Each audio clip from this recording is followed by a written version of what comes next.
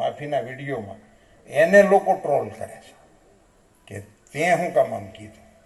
એટલે હું આપના નામ લેવાના મતનો નહોતો, પણ નામ ના લઉં તો આપને એમ લાગે કે અમારા નામ ન લીધા એટલા માટે. અન્યથા નામ લઈને પાછા એ નામ ગણતા છે ને અટણ કોક લખતા છે નહીં. એટલે આપણે બીજો મુદ્દો એક મારે જે કહેવાનો હતો એ તો બીજો એક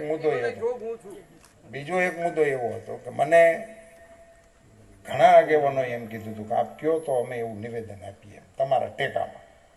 મેં બધા આગેવાનો ના પાડીશું, કોઈના નામ બોલવાના મતનો નથી. મારો મત છે કે તમે મારા ટેકામાં નિવેદન કરો એ તમારી સામે આવે, તો મારા કારણે તમારે નવી ક્યાં શરૂ કરવી.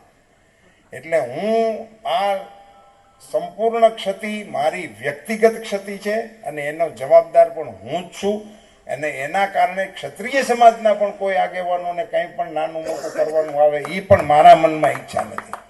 હું એ મતનો નથી કે 5 ક્ષત્રિય આગેવાનોને મારે કારણે પાછું નુકસાની સહન કરવાનું આવે. એ પણ જે કાંઈક સહન કરવાનું આવે એનો જવાબદાર હું એકલો છું.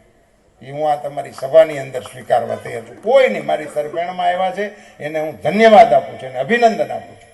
પણ હું એમને લાયબિલિટી ગણવા માટે હું સમગ્ર દેશના ક્ષત્રિય સમાજને વિનંતી અને અપીલ કરું છું કે અમારા સમર્થનમાં જે આવ્યા છે મારા મનાવીને આવેલા નથી, કે અમે એમને કાંઈ સમજાવ્યું હોય ને કંઈ અંડર ટેબલ કર્યું હોય ને આવેલા નથી. એ પ્રેમથી અને ભાવથી એમણે અમને આ યોજના બનાવીને અહીંયા બોલાવ્યો. પુનશ્ચ જયરાજસિંહભાઈ, હું આપનો આભારી છું કે આપે એક ક્ષત્રિયને સાજે એ પ્રકારે આ પ્રશ્નની અંદર રસ લીધો, આ પ્રશ્નનો ઉકેલ લાવવા માટેનો આપે પ્રયાસ કર્યો. એ માટે હું અંતઃકરણપૂર્વક આપનો આભારી પણ છું, આપને ધન્યવાદ પણ પાઠવું છું અને પાર્ટીનો એક વરિષ્ઠ આગેવાન હોવાના નાતે પાર્ટી વતી પણ આપને અભિનંદન આપું છું.